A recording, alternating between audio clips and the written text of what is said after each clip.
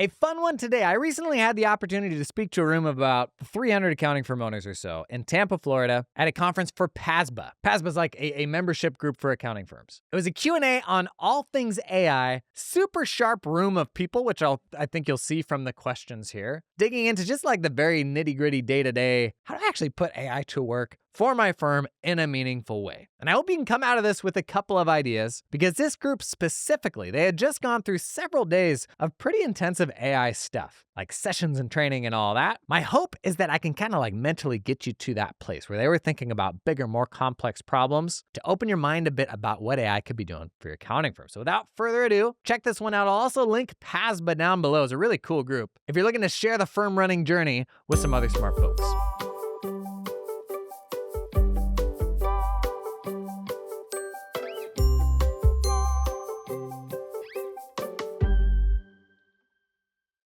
Thank you for that warm introduction.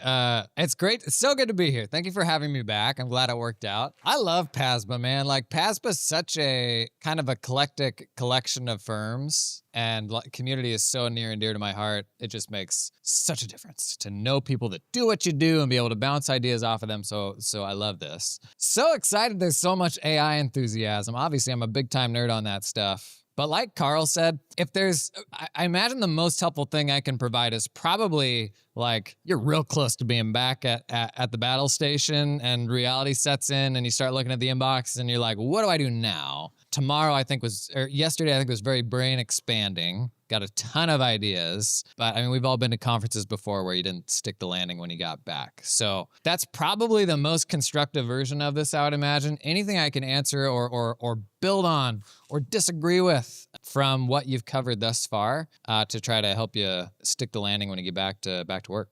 Okay, we got Craig House over here. Okay, so I could break it down into two different questions. One is either a 1 year or 5 years from now. We look back, what tools are we going to want to implement when we get back? So at least to have a soft landing for this, from all this AI stuff that's going on today. So 1 year from now, and then maybe even 5 years from now, the firms that are going to look back and go, man, I'm so glad I did this in 2025? For me, the easy answer is still ChatGPT. I think the important thing is the breadth of the rollout. Last year it was, it was a portion of the room where the owners, the most progressive thinkers, were using ChatGPT. 2025, I think we've hit a tipping point with deep research and improved models where it's almost a moral imperative to have it in the hands of your team. Like, if I'm going to employ somebody the next 3 years and I didn't introduce them to AI in that time, I mean, your skill set, like it's getting less relevant by the day if you're not learning this stuff. I don't know.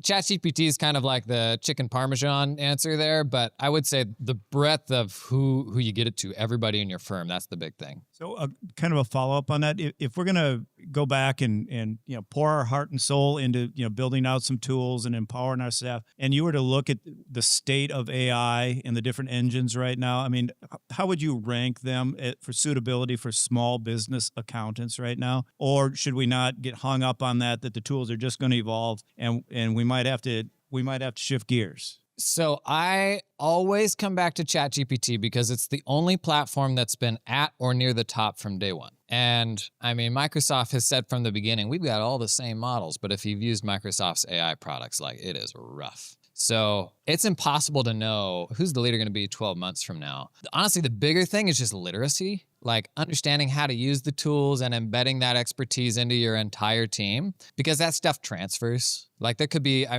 Google's crushing it right now. They've got some really good stuff. Their bigger problem is almost the user interface and pulling it together in as compelling of a way as ChatGPT, but their raw models are actually better than anybody else's. ChatGPT, I always come back to it because they're doing some interesting UI stuff, like custom GPTs are unbelievably good, and they've always been at or near the top. In terms of which models to use, you don't want to have to worry about it too much. And right now it's kind of broken down to what's the best general purpose model, and that's 4.0. And then what's the best reasoning model? And I'm sure reasoning models have come up at this point, but reasoning models, basically, they think for longer. It's for more complex tasks. You just always got to know what's the best general use model, which is usually for creative stuff or things that don't require thinking, and what's the best reasoning model. ChatGPT makes it super easy to pick which one of those are best, but like a month ago, we got new models and those changed. So you kind of just have to be thinking at any given time, know what those two models are. So should we spend a lot of time thinking about which model to choose for interacting with? Because, you've got the drop down and you've got, 4 or 5 models, plus deep research that you can always initiate too. We should. Makes a big difference. Also being mindful of when to enable it to go out to the web, because it will sometimes guess, do I need to go get information from the web for this? Other times it'll just try to make up an answer. So I'm doing dishwasher repair 2 months ago, and I give it a picture and I'm like, here's the problem that I'm doing and I'm trying to find this part. What is it? And it just gives me a response, but there's no citations. And I'm like, that surely can't be right. I don't think it actually knows that. I did the exact same thing and hit the little button to enable search. So it goes out to the web and pulls results. And it went to a part manufacturer website. I found the exact thing, but you got 2 people in your firm. One person knows that, one person doesn't. That one person's like, AI hallucinates. The other person's like, dang, that just saved me a whole ton of time. So unfortunately, it's still fiddly. There's little things like that that'll make a big difference. We got John over here. One quick question while they get him a mic. We polled the room, or I think I'd asked the question of who's afraid of AI, who's deployed it. There's really quite a low level of fear here. But we're primarily, owners and leaders in this room. But the next layer down of our production, how do we address that when we bring this back and present these tools? With the risk that people are going to interpret this as, I'm just going to train this thing to replace me type of thing. Yeah. Your team is very scared, like they are. So Carbon, the practice management system, they do an annual AI report. And that was one of the big things to come out of it was, fear versus excitement from managers, fear versus excitement from your team. They were polar opposites. Honestly, I think all you can do is get them using it, get them comfortable with it. There's still issues around what are my team's incentives? Is there anything in it for them to be more productive? If they see it as a tool to be more productive, and maybe that means upside to them, that's really exciting. So if you're putting it in front of them and they're still feeling that fear, consider what are their incentives to actually leverage it. You said the right words because you're at PASBA, are that we are supposed to pay our team members incentive pay based on their billings. Yeah. Right. So it should incentivize them. But now my question is, these team members, I'm not the guy. AI of software, things like that is not, I can ask it football trivia, but that's stretching it, right? Who teaches my team? I mean, I can't even teach myself. Do I hire a W-2 person and say, okay, I'm going to pay you $250,000 to come work for me, and you're just my AI guy, and you put all the AI into my firm, and you teach my firm how to use it? Or what do I do? Who do y'all perceive in the PASBA group as being ahead of the curve on this? Matt Patrick. What would you say, Matt? I would say experiment, get everybody bought, learn it together. Give some incentives for people taking some initiative to learn it in your practice. Make it a part of it's the same as any other training mindset you have of, hey, we're going to go, learn something. Hey, you're going to go try this one. You're going to try this one. You're going to report back to us, have some contests, make it fun. I think you want to have an environment of experimentation. I think because all of our other tools required training in a different way, we kind of block ourselves. Totally honest with you right now, all I would do, go out, get ChatGPT team for everyone on your team. The team plan comes with more security. Have them watch my 20-minute video of all the features you need to know about. Cut them loose. Then it becomes a question of what's the feedback loop. So I think you need to meet every single week for, say, 30 minutes and be like, hey, anybody have any cool use cases? Because that accelerates people's learning. But to be clear, everybody's doing this. This kind of name dropping. I was at a dinner talking with the Warby Parker CFO a few nights ago, and he's like, we got to get our finance team more up on AI stuff. We're not sure what to do. We're not sure. Do you come in and would you come and help us with implementation? I was like, does anybody have access to AI tools right now? He's like, no. And I'm like, then no. Step one, make the boundaries, put it in their hands, create feedback loops, and then figure out what you need. But the hard thing is that's the opposite of, say, implementing a practice management system, right? Which has to be very top down. Where do you think AI is overhyped today in accounting or in general? And where do you think people are not paying enough attention? Good question. I think accounting AI is very overhyped. I think there's virtually no accounting AI that I'm excited about in the accounting vertical. All the stuff we're doing that's really cool, it's ChatGPT, it's meeting transcript stuff. It's accounting AI specifically is very overhyped, I think. What was the second one? What should you be paying attention to? Meeting transcript stuff, I think, is massive. You need to be capturing your meeting transcripts because there's so many things we can do with them. I don't want to get too 400 level, but chat and like ChatGPT, that's the gateway drug, because anything that you do with ChatGPT, you can create automated systems that will do those things for you. So to give you a practical example, let's say I've got a meeting recorder, and we may have even talked about this last year.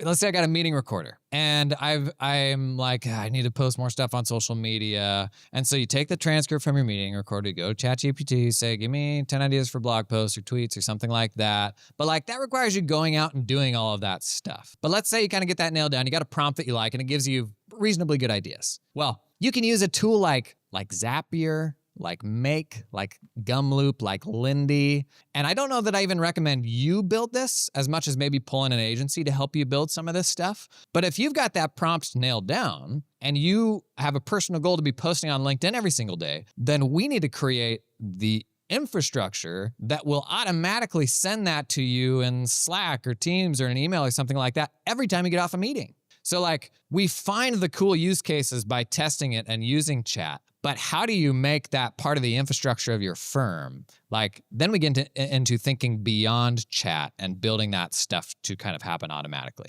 And I don't I don't know that that's something like you got big time geeks like Chris, where that's where we first met, was we were talking about like Zapier for accountants and stuff like that. If you're that, knock yourself out. For most people, it's like go out and pull in an agency that can build some of this stuff for you. So can you talk about the future of the accounting industry over the next 5 to 10 years? And more specifically, how does that change the business model? So all of us in here follow a pretty similar model. How is AI going to change that moving forward, not just next year, 2 years from now, 5 years from now, 10 years from now? It's totally impossible to say, and anybody that says it isn't is selling you something. I think the bigger question is, what does it do to all knowledge work? I mean, if I like to tease accountants, if we have our way, AI will replace like all white collar work, and it'll just be the accountants left working 11-hour days. And we'll be like, we told you that you couldn't replace us. There's like a bigger question of like, how does that impact society as a whole?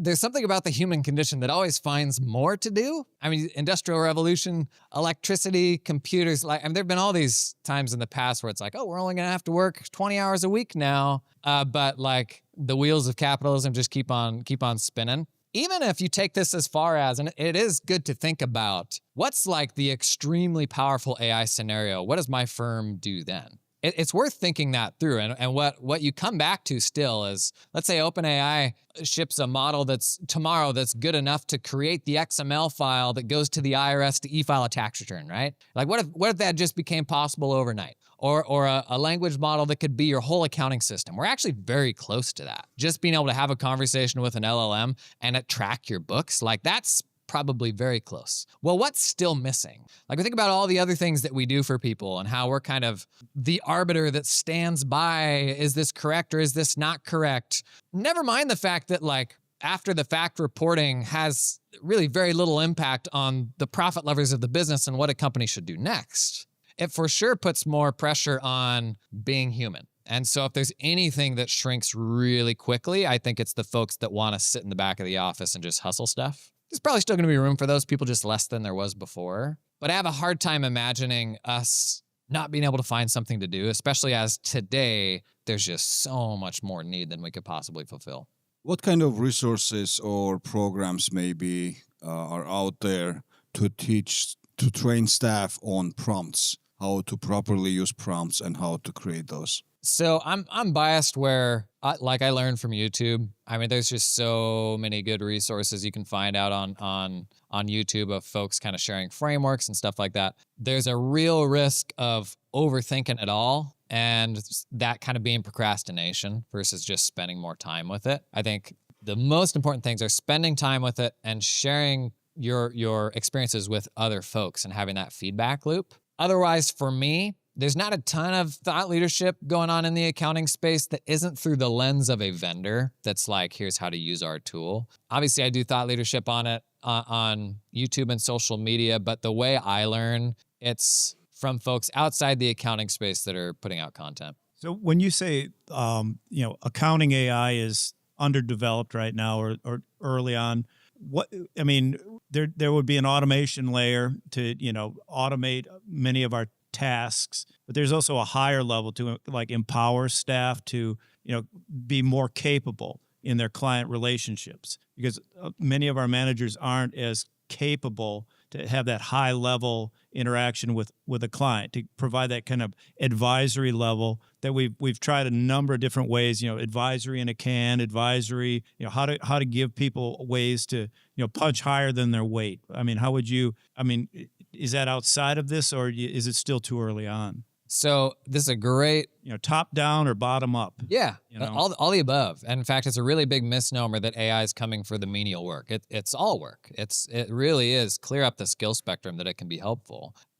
When you come to a specific situation like this, where it's like, how can I use AI to help me do this? My mind first goes to, what's the source for the correct way to do it? Do we have a model, an explainer, an SOP, any sort of documentation in the firm describing what is the right way to do it? And then do we have examples? The examples most commonly that are valuable here are your meeting transcripts. You can attach up to 1 million documents to a custom GPT. So how many of those calls have you had in the last decade with your clients? Boy, I wish we had all of those. So the starting point is meeting transcripts are like the sawdust of a professional services firm. The first step is capturing those. And maybe it's like you do this month-end recap call with let's just nail that down to a specific client. If we had recordings of every month-end sort of advisory call with that specific client for the last 12 months, when you hand that off to the new person, my gosh, do they have an advantage. To be able to create that GPT and query it about things they've discussed in the past and be like, they asked me this question, I'm not sure what to do. How do I navigate this? And maybe you go to the boss, the person who did it before that's now elevated or doing something else. Now you can see exactly kind of what the boss would have said. And that's what, the PASBA model historically was kind of a box-based system where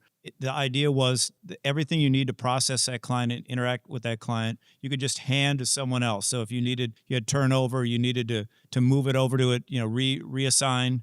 That box system was valuable. Anyone could pick this up and begin to process. But a lot of the kind of that intelligence would drop off, the conversations. We'll start with an initial strategy session, try to record that, setting kind of the tone, and then all of our different, management meetings, our tax planning meetings, all that, and, to bring that in and then, sift it and, kind of get a summary and a core that someone could pick up and just go, okay, now I see where we're at with this client. I mean, we would like that type of, we'd like to move that to the next, to this new world.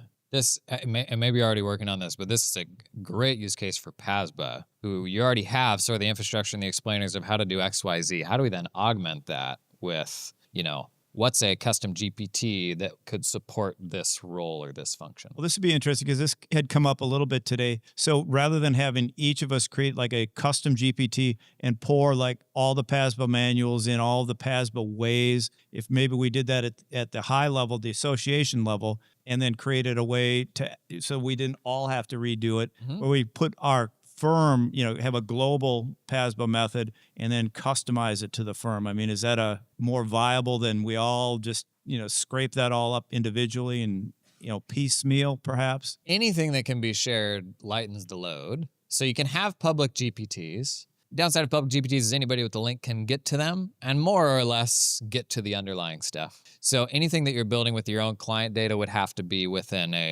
obviously it could be a public GPT, but inside of your team plan, you can have shared GPTs that only exist inside of your team. So anything with identifying information, you couldn't do that with, but everything that rises above that, as long as you're okay with it living in a public link, you could do that.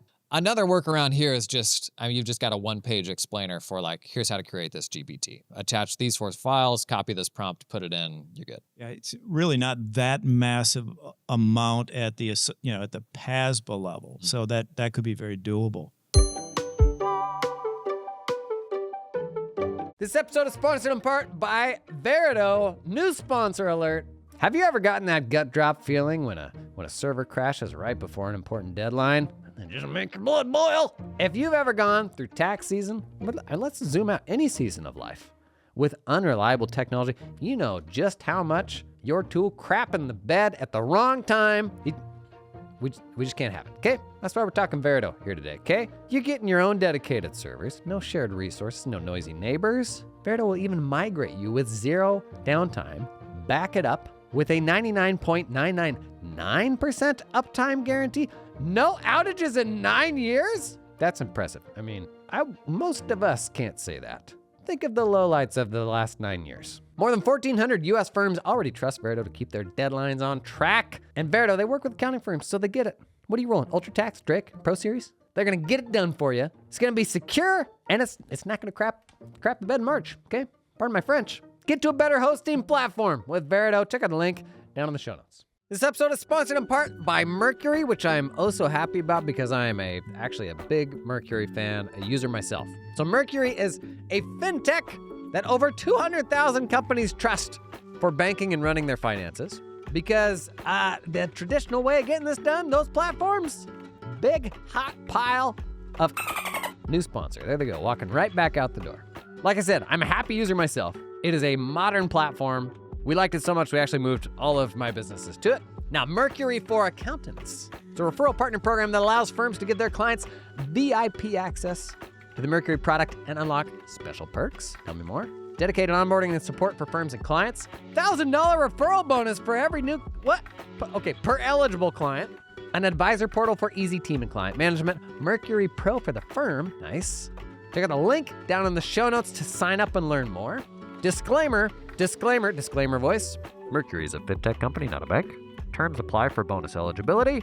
See show notes for details. Can we go back a minute ago? You talked about hiring an AI agency.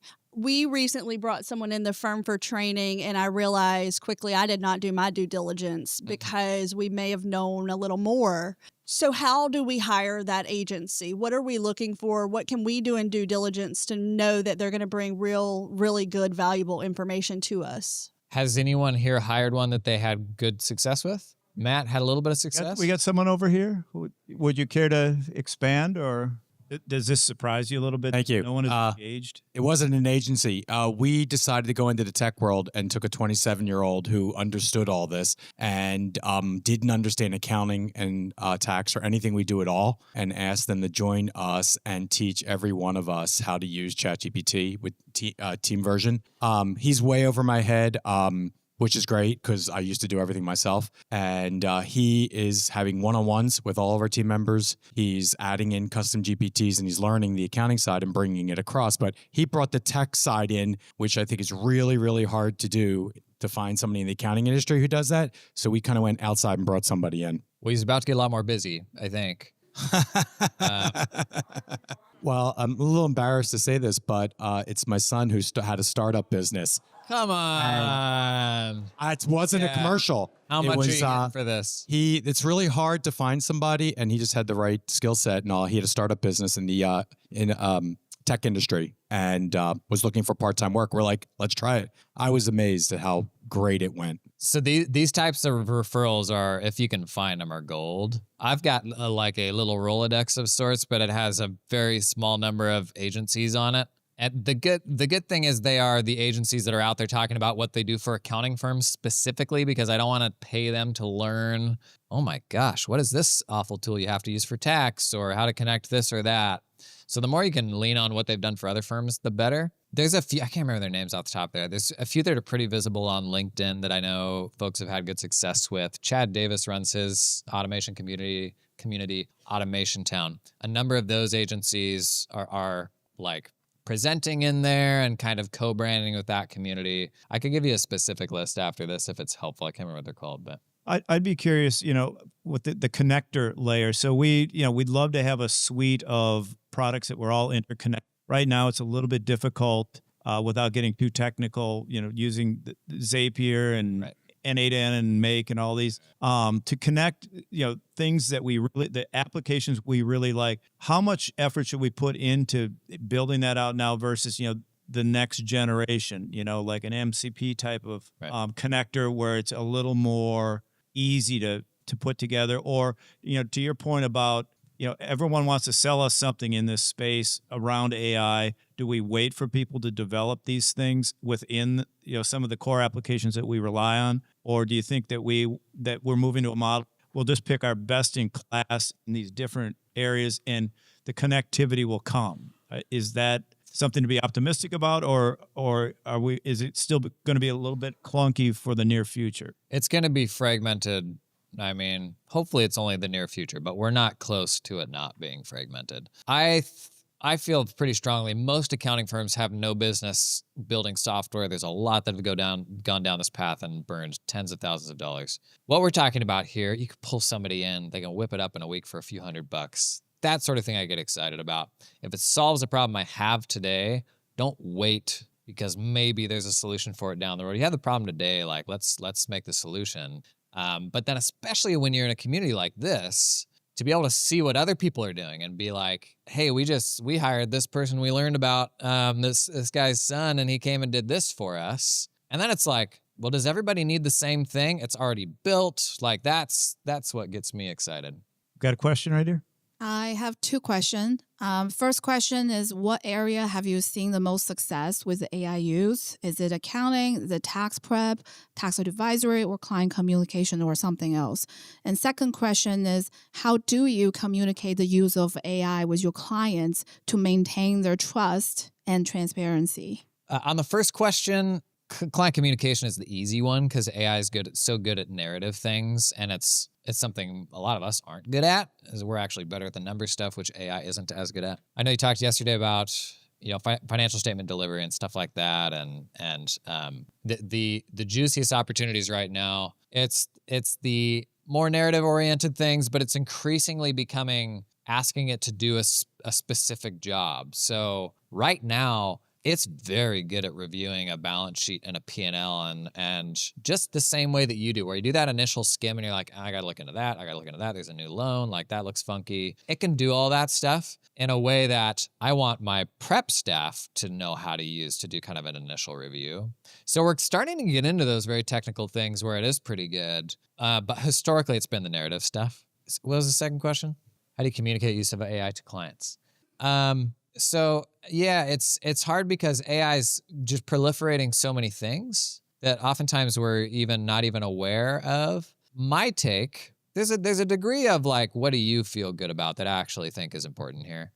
For example, let's say I work with creative artists right now who are like, you can get out of here with that AI, buddy. You work with clients like that, like, yeah, there's like, that's a different conversation to have that be part of your service delivery. For me, the obvious no-no is never put a synthetic voice or visual out there where it's not clearly identified as not being you. I think anything that's trying to act like the real version of you, like that stuff can be very useful. You just got to be clear that it's not the real deal. For me personally, I don't think I would feel the need to disclose. I think it's part of work and becoming more so every day. But I could also that's also something that probably folks have to decide for themselves a bit. That had come up in one of the practice discussion groups, was to create a video avatar of a manager to deliver a kind of an analysis of a financial statement, or to say, watch this. This is what I'm seeing, in the form of meaningful monthly client contact. But when they were doing it, the avatar or the synthetic individual didn't look realistic. It's like, well, how realistic should it be? We should not expect it to, replace that. I mean, how meaningful would that client contact be if it's just a, synthesized version of a relationship? I think it's something we need to be aware of as it kind of interacts with many of our natures being accountants. I was talking with a guy that runs a software company that does sort of like automated AI advisory stuff, and they shipped a built-in version of the synthetic like delivery of you. Like you give it a few images and it creates this thing of you. And this was maybe 9 months ago. And the users were so excited about it. My reaction was like, oh, that's gross. But like I have a very different lens because I do video stuff, and like I don't have the same perspective as regular folks. But folks were so excited about it. And I think there's something very attractive there for many of us for whom getting on video and being vulnerable, all that stuff is really, really hard. But we're not far away from this work being increasingly automated. And if we're not willing to be human and try to make connection and all that, which, by the way, is what every single one of you are doing here. Like, that's what makes this powerful, as uncomfortable as it is. If we're unwilling to do that, we're like barreling into an age where that's kind of all there is. Like a lot of folks will tell you like 10 years time, that's what's left. And so then what is my firm? Well, my firm's actually a hub for a specific type of entrepreneur. And like I can give them expertise still and all that, but that's not annotating freaking PDF files and getting the naming convention right and putting it into my file storage system, which is a huge percentage of the time of what we do today. So I get the appeal of it. There's a little bit of razzle dazzle where like some clients may even think it's cool, think that's going to be short lived because everybody's going to get sick of AI if they aren't already. And if you're on LinkedIn, you already are. But like there's going to be a time very soon where folks are like, that just kind of feels like kind of yucky. Like you couldn't have actually just taken a smartphone video, just gotten on a Loom for a minute and done the same thing. We got to raise your hand if you got a microphone. You can go. So fun fact, the classes I took this morning, I transcribed them on my laptop and then pasted it into ChatGPT and asked it to summarize. And then we emailed it to our friends. So it had a little summary from each class. And it was really helpful because like if you're taking notes and then maybe you don't hear the next thing the presenter says, it kind of captured some of that. So that was cool. And so I was going to mention that like I tend to, after something like this, I have all these notes. I go back home and then you get in the grind and then you're back to working. And before you know it, 2 months, 3 months have gone by and you haven't even looked at your notes. So I'm hoping that my friends and I from this group can have like a monthly, session and just kind of challenge each other to try something new with AI and then share it with each other. Maybe just like one thing a month. Yeah. Yeah, we talked about like what's the feedback loop inside of your firm to keep your peers learning from each other. The whole value of this is the feedback loop of each other. So that doesn't even need to just be inside your firm. Like how can you sort of learn from other firms as well? So if we were to time warp in the future 3 years from now, how big of a direct competitor with all these advancements in AI and all these technologies, how big of a direct competitor do you see Intuit being to the small business, to the accountant to focus on small businesses like a lot of us do? And what should we be doing now to position ourselves to kind of be ahead of that and prepare for that Intuit isn't being our direct competitor and taking away our clients? Yeah. Got to get up market.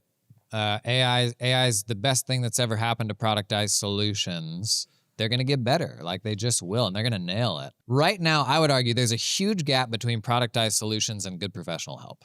And that sucks. Like there's a lot of business owners where they can't afford $800 a month. Like they genuinely can't. And we'll be like, we can't afford not to. But it's like, no, that's actually a huge spend for them. But what's the alternative? Like you go down to $300 for a bench or into a live bookkeeping or something like that. That sucks too. So I'm not too concerned with that. The only folks that becomes problematic for are the people who are selling work right now at the same price as those productized solutions, which we have no business doing. So yeah, another way to look at this is, since TurboTax has gone into the business of basically being an accounting firm and having a full service option for small business, that's not going through and putting stuff in. Like that's like you work with a pro from beginning to end, just like working with a firm. Federal only starts at $1,800. And I don't know if you see those like fee surveys that people put out. We do them as an association. Okay. You look at like NAEA fee survey, and I think a lot of the folks in these survey are more like retail tax. I mean, a huge percentage of these people are charging $350 for an S-corp return, where you're like, how is that? Surely that's not the average. So the folks that are setting up camp in the same place where they're working, that is a problem, but I don't. Most of y'all aren't there, and like we just need to make sure we avoid it. It's also another argument to not do like the synthetic thing. Like, don't be the productized solution because that's kind of the only advantage we have. Is that like going to bifurcate the market between the value add and then the commodity layer? I mean, it's always existed. The commodity layer of our service is what you just described, and we elevate out of that. I mean, how could we use AI to enhance what we do rather than drive it down to that commodity layer? I think it already has. I think right now we've got that really big divide, and it's an argument against getting too turnkey and how we price projects and deliver projects and all that. It's also a really big argument for specialized expertise.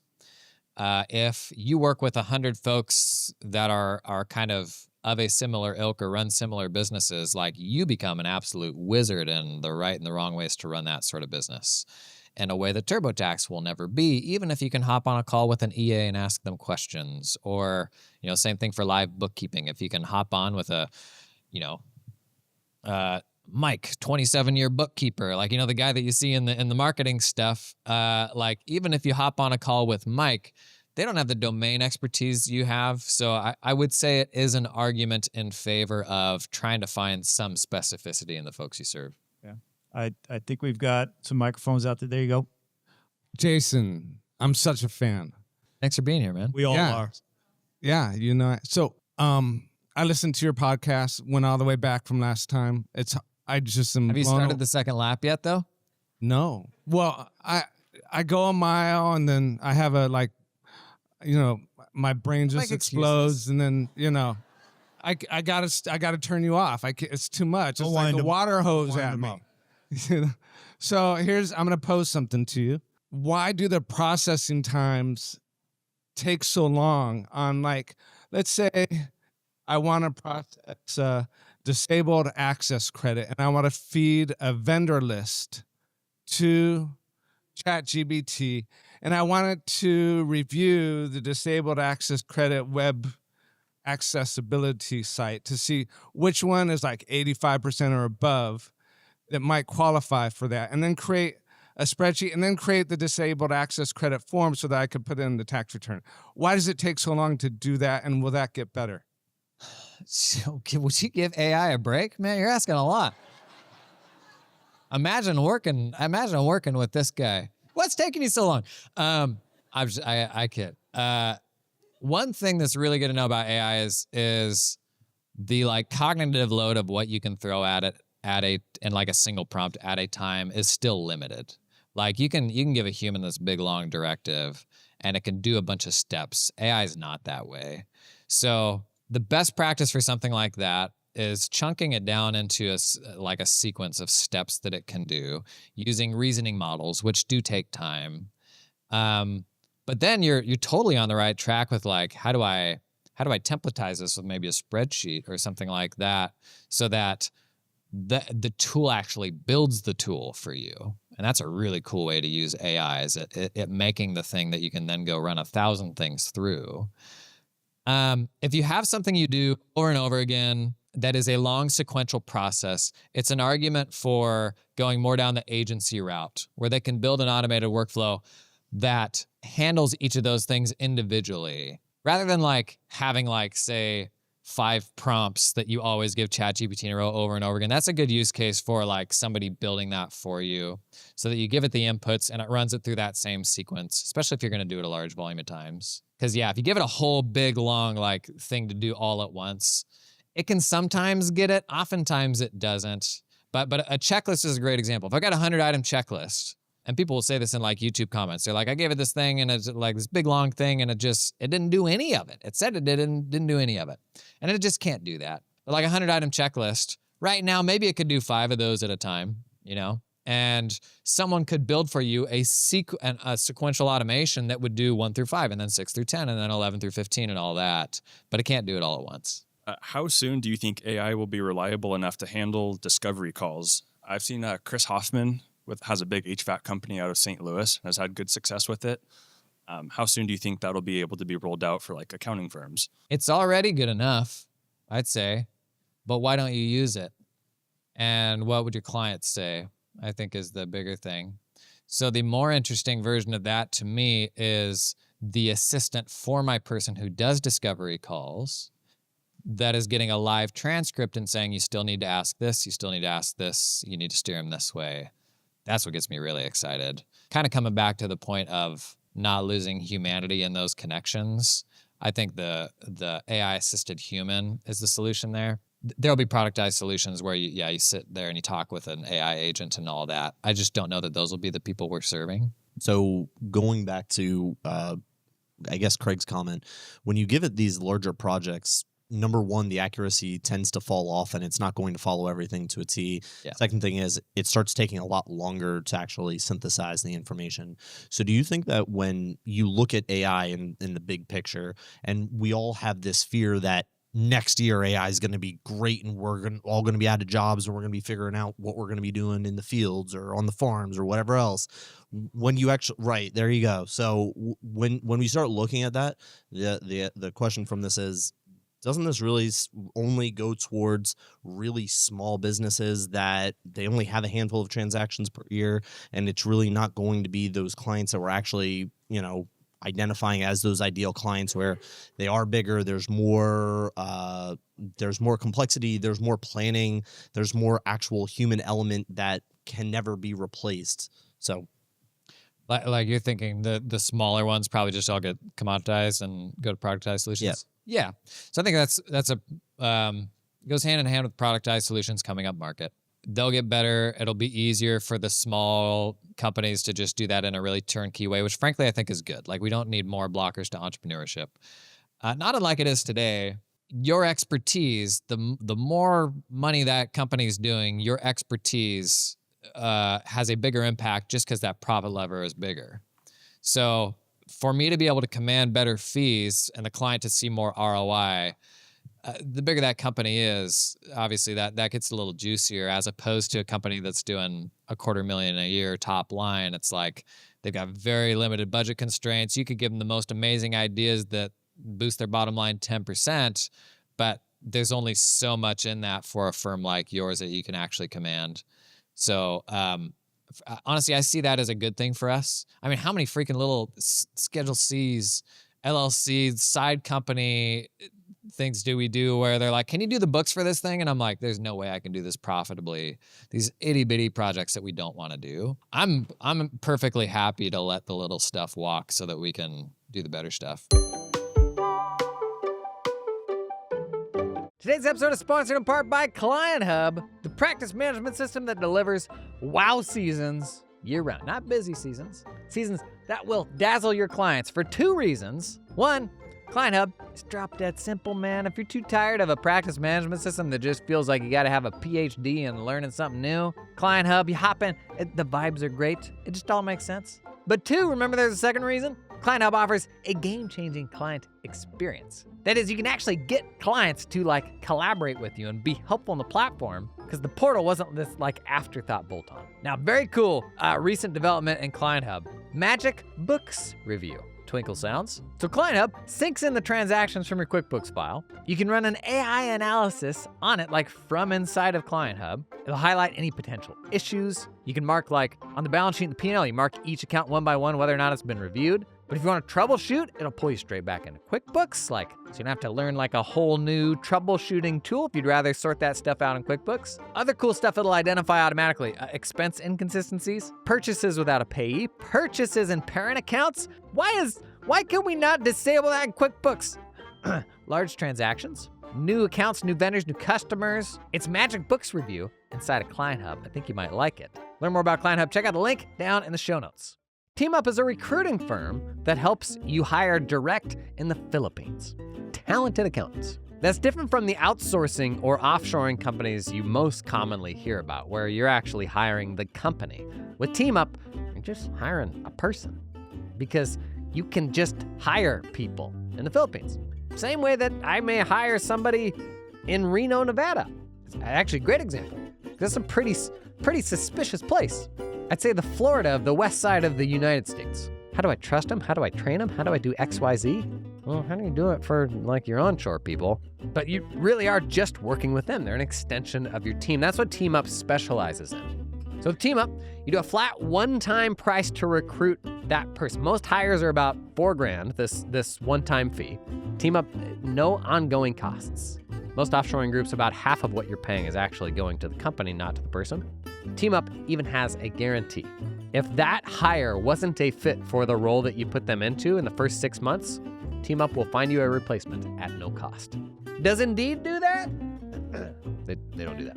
Hiring in the Philippines is simpler and easier than you think. My last 4 hires in my firm, this was 3.5 years ago, they were all in the Philippines. If you want to learn more, check out the link down in the show notes to schedule a call with TeamUp. Do we have any microphones out there? Raise hand. There we go. Hey, Jason. Me again. So I was really surprised at the paid team version versus the basic version. and I started using it about a year ago on the basic version, non-paid. And I was really surprised at what happened once you started to personalize your Chat GPT by having the paid version. I'm not sure everybody who's not yet gotten into AI understands the difference between them. Could you just share a few tips as to why you think it's so important to have the paid version and personalize the Chat GPT as opposed to using the non-paid version?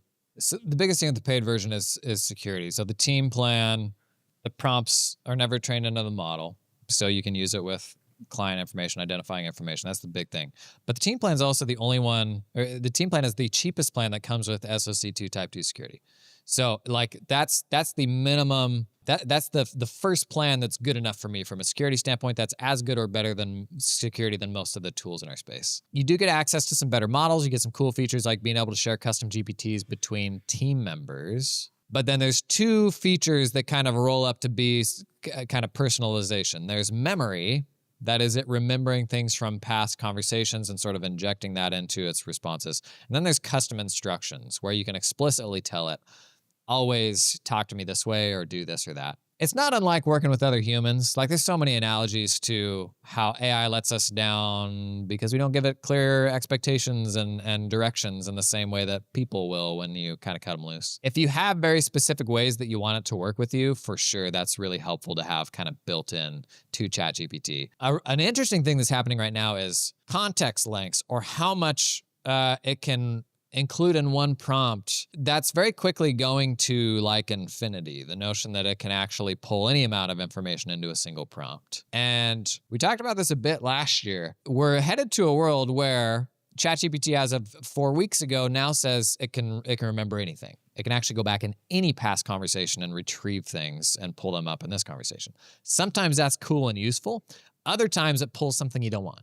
So there's like control is helpful there too, and you can turn on and off memories. But in a world where the AI remembers every single thing that you ever tell it and incorporates that, and that informs every single response, that AI starts looking like a long-term asset. Like that's actually really, really powerful to where the first week you're working with it, you're like, it's like a new employee.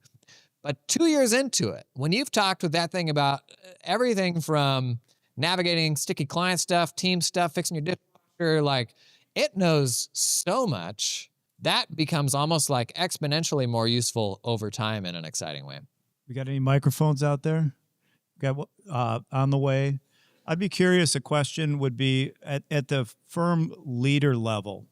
What would your opinion be on enhancing a firm leader's ability, to utilize AI to get us more empowered to be better? Yeah. And to handle all the, we're very busy. We're just very busy. Right. How would we lever that? You got anything, offhand? Actually, to Brenda's point earlier, Brenda, when did we stop talking? To Brenda's point earlier, oftentimes we'll see a version of something that we like. So maybe it's a talk at a conference or a podcast or something like that. And we're like, that's a great idea. I should go do that. And then you never do. Let's just take a podcast. So I run through some sort of workflow change in a podcast. And you're on an exercise bike when you're listening to it and you're like, that's a good idea. But by the time you get to the office, it never returns. Take the transcript from that, chuck it in ChatGPT, create an initial sort of like SOP, a version 1 of what this could look like using that context. And that context could be a book, could be a podcast, could be a blog post. Think like, what's the good version of that thing you're trying to do? Explain to AI, here's the good version. Because if you don't, the default is average. It will give you something very generic. So give it that context of here's what I think a good version of it is and some context about my team and how to implement it. I would say the bigger thing that we get wrong is we think that we're going to do it all ourselves and you just won't. Like the better solution to that is come back with a version that you can cut your team loose with. Because if you're the one that shipped it entirely yourself, well, you're also now on maintenance duty. And every time it has to change, it has to be you. But this is where we can use a transcript, AI to make that initial SOP to make the handoff to the team easier and get them started. I think we've got Noah. My chat history on ChatGPT is an absolute mess. Like that is an understatement. Because you use it for weird stuff? I use it for everything. Yeah. I use it to cook dinner and buy my wife's Mother's Day present and some work stuff every once in a while too. Right. So with what you just said about memory in mind here, does it make sense to try and keep that more organized and use a bunch of temporary chats, or so I don't have just all this chat history junk? Or does it make sense to leave everything in there so it creates that asset and is remembering everything that I've ever talked with it about? I think that's something that's solved long term. I think it gets better at only retrieving the stuff that it actually needs. So I don't know that I would change my behavior as much as it seems pointless for it to know that part number that I replaced for my dishwasher. I had another problem with my dishwasher like a month later, and I could be like, hey, this old stinker's having another problem. And it may actually be useful that it knows that context. So right now, I don't know that I would try to manage it to that degree. You can go in and manually delete memories and obviously archive conversations. I would hope that's something that it just handles for me better over time. So in that vein, if we were to set up a firm level custom GPT, a manager level, a bookkeeper level, do those cross-pollinate one another? Would it be able to remember across custom GPTs right now, or is that going to segment the knowledge? Custom GPTs, I believe, are not included in memories. Might be wrong, but custom GPTs, I think, are more self-contained. But that's the risk, is you don't want them cross-pollinating each other. Well, what if you did? Say, for instance, a client, at the client level, we create a client record or a client, this is that client, remember everything about it. And then but it's segmented, the bookkeeper works on it, the manager works on it. Can it be asked to cross-pollinate itself under that client record versus under that role? Right. Yeah. There's not a way to do like two-dimensional GPTs. So I would start with what are the things that all the people would need. So that's probably the client-specific information, or it could go the other way too. And then share that GPT with my team members. Then they would still need to plug in like the whatever context is specific to their situation. There isn't a way to like kind of split it on two axes. Yeah, because I was also thinking that, we'll load in the disk and the Colby information and that sort of thing for our roles. And then we'd like to maybe apply them to client activity to help refine, where we could coach or train somebody up, based on how they interact, how they see the world or how they are, their personality. Yeah. That gets a little dicey to create it and enable it across. I mean, I guess I'm trying to think in terms of how we would organize our firm around AI, so that we don't segment things inadvertently. Mm-hmm. If it's the sort of stuff that's done infrequently, it's not that big a deal to just pull it all together and do that work. If it's something that's done as part of a month-end close every single month, or maybe a monthly one-on-one with that team member, that's the sort of thing that to me rises to the level of let's have somebody actually build this for us. And it goes out and it fetches the variables to that workflow from a spreadsheet or something like that. But it can run then automatically, and it's just injecting, here's the disk for this person versus that person. Here's the destination of where we want that. So for infrequent stuff, you just pull it together. For the recurring stuff, that's a situation where maybe you think about somebody building something. So if you look over the horizon, is that going to change? Or do you think it will remain segmented in this fashion? It'll for sure get better. Like how do you manage information organizationally? And right now we're seeing better ChatGPT integrations into your Google Workspace and your SharePoint and stuff like that. And so another spin on that is right now, instead of attaching a file, you can point it to, say, specific folders in a company folder structure. And once I can run a ChatGPT that's just whatever's in this folder, like there's almost certainly going to be different ways that you could do this. I'm sorry, in the order received. So I asked this question the other day, but I want to ask you. So we have the Teams ChatGPT, but we use Microsoft Teams. Our team uses Microsoft Teams. Yeah. I would love to have an AI team member, because you were talking about how they remember things. Yeah. Over the years, and so like we would be like, if we wanted to sell our business. Like, let's say we name this team member, we give it a name like Jim. And so we would sell like Cannon and Associates and Jim. Yeah. And so whoever bought the firm, they could ask Jim, like, why did they make those weird journal entries for that? And like Jim would look back at our conversations and he'd just know that more the history of our clients. Yeah. But I don't think there's a way to have an AI team member in Teams. You can. Somebody could build that for you. The most important thing is that you're capturing the context for whatever would inform Jim right now. And most of us still aren't. We aren't capturing all our meetings. So make sure we're doing that. But custom assistants that live in Teams and stuff, there are various ways to do that will point to like a folder structure or something like that. It's totally the sort of thing that you ought to prototype with a custom GPT, though, to be like, here's kind of how we think we want this to work. Is it actually possible yet? And then if you love it and the team's getting a bunch of use out of it, for sure, find somebody who will build that same version in Teams or WhatsApp or whatever makes sense. Okay, well, we've got John and then maybe one more depending on what he asks. I can make it quick. I can drag this on. Now, so right now, like we're talking about Chat GPT, and we're talking about the difficulty of saying, okay, well, I've got a personality style here, and now I got these custom chats that can't access. So what if all of a sudden, like we're on Chat GPT, and we make Matt has 45 customs, and then all of a sudden, like this Gronk or whoever this Elon Musk's dude is, right? They're like, holy hell. That thing is 10 times better than ChatGPT now. This is like file cabinet CS, right? You can't transfer your stuff once you got it. You're kind of stuck. How do you transfer all that knowledge to the new, better AI or ChatGPT got you sticky and now it's like, we're going to charge you $1 million a month. We have that problem with all of our tech, right? The thing to focus on is the skills you're building in humans, not the infrastructure. I think the infrastructure isn't too bad to rebuild. What we can do is we can overthink all this and have analysis paralysis, but then the humans don't build the skill. I think that's the bigger thing. One more? Where are we at?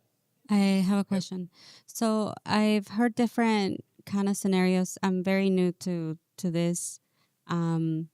What's the correct layout? Because I hear sometimes here in the group, some people are like, "Oh, I need a custom ChatGPT per client, or by employee, or by department, or by one overall, one for like." It's kind of a mess right now. So what is the correct way to do it? Because then you do it and then you're like, oh, I have to redo it if it's not right. I would hazard a guess that there's very few people in the room that have this problem today. That would be a great problem to have if we'd actually taken it that far. I think there's a lot more people who will ask the question you're asking and then like not do it because they're going to be afraid of doing it wrong. So just start. Try to be like systems and process first rather than AI first. Like, what's our process and how can we plug AI into it? And it may look a little different firm to firm. You're doing great if you have that problem. Yes, think about it, but don't let it block you. Like right now, organizationally, there isn't a perfect way to do that. I see Natalie back there. Anyone want to charge back there and give her one more? And then that will be the absolute last.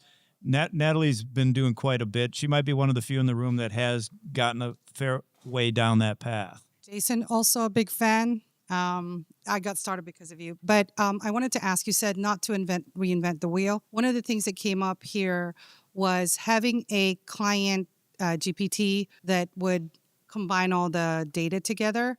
So has anybody ever already done that is my first question. And I put that on ChatGPT and it gave me the steps. With the APIs, putting Zap together, the spreadsheets, connecting them all together. My question is, has anybody done that so I don't have to put the time in, another 3 days to get that done? Nobody's taken it as far as like pulling in ledger data. Okay. It's something that I talk with a lot of the practice management systems about. Okay. There's people working on it for sure. It's not like imminent by any means. I know that was just a really crappy answer I gave you here. I think about this in such a more scrappy way where it's like, that sounds like a cool idea, but would I actually come back to it every day and would it be super useful? I try to push people to like make the super scrappy version of it just to like validate, does this even work? Like, is the AI good enough? Is just the meeting transcripts enough? If meeting transcripts and copies of financial statements, is that good enough? Because then it's like, well, that's just a set of PDFs. Maybe that's enough. I don't know. That's a little bit of a wet blanket answer too, but like I try to just start more simply with that. And to answer the question, there isn't an amazing version of that on the shelf right now. Okay. Because we do something called M2C2. So it would be more for that when you're making a phone call to the client to build that rapport, to build that relationship, to be able to bring up all of their data. Oh, they got married, they have kids, it's their anniversary. Yeah. all that comes up when you pull up their name. Oh, I mean, think about our CRMs and how we want to have birthdays and kids and all these things. If you had all of your transcripts and you could run a couple of prompts on 6 years of transcripts and somebody tagged all of your clients that way in the CRM, how amazing would that be, right? Time is up. One more? No. Okay, no. No, Carl. Any final thoughts, or are we good? Thank you very much for having me. I literally have to run straight to the airport, which sucks because I want to hang at the party tonight. But thank you very much for having me. It's so amazing for me to meet you all. And even if you haven't done the second lap yet, know that my reality is sitting in a room by myself talking at a camera. And I know it's weird to come up and talk to me and say something. That means the world to me. Please do. I super appreciate it. Maybe not right now because I got to go to the airport. But thank you all. I love hanging with you. Pretty cool, right? That was a fun one in Tampa. PASBA does a couple conferences a year. Again, I'll link PASBA down in the video description if you want to learn more about what they do. If you got questions about how to use AI in your accounting firm, drop that stuff down in the comments. Every couple of weeks, we do a Q&A sort of roundup episode. I'm increasingly doing these talks around the country. In fact, if you go to jasononfirms.com/events, you'll see all the upcoming events that I've got. This week, I was in Orlando, but I've got events coming up in Los Angeles, in Denver, in Chicago, and Atlanta. We'd love to see you there. Again, jasononfirms.com/events. We'd love to hang in person, but either way, we'll see you in the next one.